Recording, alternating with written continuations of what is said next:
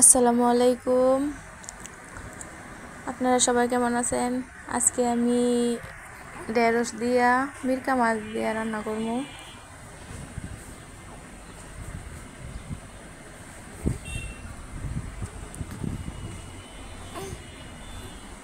ঢেঁড়সের তরকারি কিন্তু ভালোই লাগে।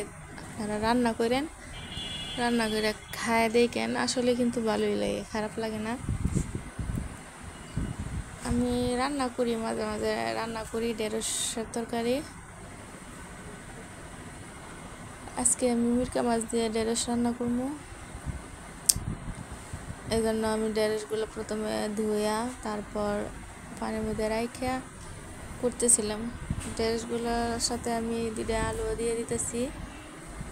শুধু ঢেঁড়স মজা লাগবো না, তো এই জন্য আলু দিতেছি দুইটা। আলু আসলে সব তরকারিতে মানায়। আপনি যে কোনো তরকারি রান্না করেন, আলু আপনার দিতেই হবে। মানে আলু দিলেই আর কি একটা সৌন্দর্য, দেখতেও ভালো লাগে, আমার কাছে খাইতেও ভালো লাগে। আপনাদের কাছে কেমন লাগে জানি না। আমি মোটামুটি সব তরকারিতেই আলু দেই, দু একটা। যে আলুগুলা করতেছি, আলুগুলা কুচিয়া আমি দিয়া রাইখে দিব।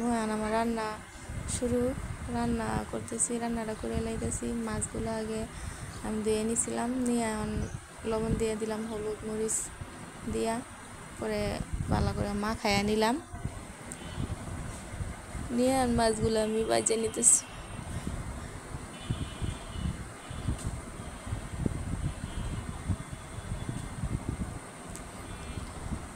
মাছগুলা উল্টাই দিলাম, দিয়া আবার কিছুক্ষণ রাইখা তারপর মাছগুলো আমি নামাই নিব।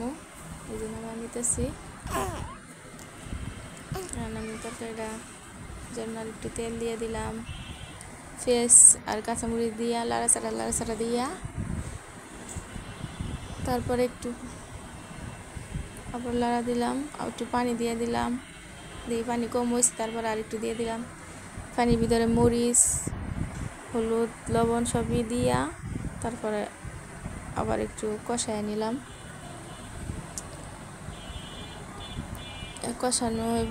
কষানো হওয়া শেষ, প্রায় শেষ। এখন আমি তরকারিগুলো দিয়ে দিব এর ভিতরে, দিয়ে একটু লাড়াচাড়া দিলাম।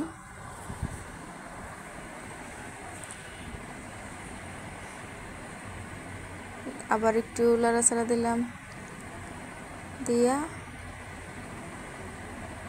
আর আমি মৌ দিয়ে দিব। মৌ দিয়ে কম হচ্ছে, সিদ্ধ হয়ে গেলে পরে আবার মৌ একবারে কম হয়ে যাবে, একটু হালকা ঝুল রাখবো, লেগে আর একটু দিয়ে দিলাম।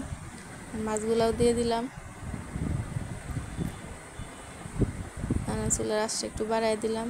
এই যে মাছ তরকারি আমার প্রায় হয়ে আইছে। একটু পরে আবার করবো, আর একটু রাইখে নামাবো আর কি।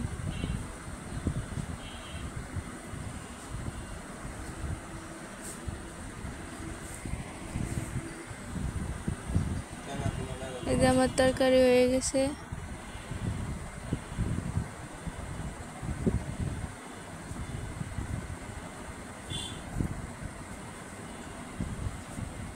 তরকারি হয়ে গেছে, আর আমি তরকারি নামাই নিব। আপনারা এইভাবে রান্না করে দেখেন, ভালোই লাগে, একবার ট্রাই করে দেখেন। আল্লাহ হাফিজ।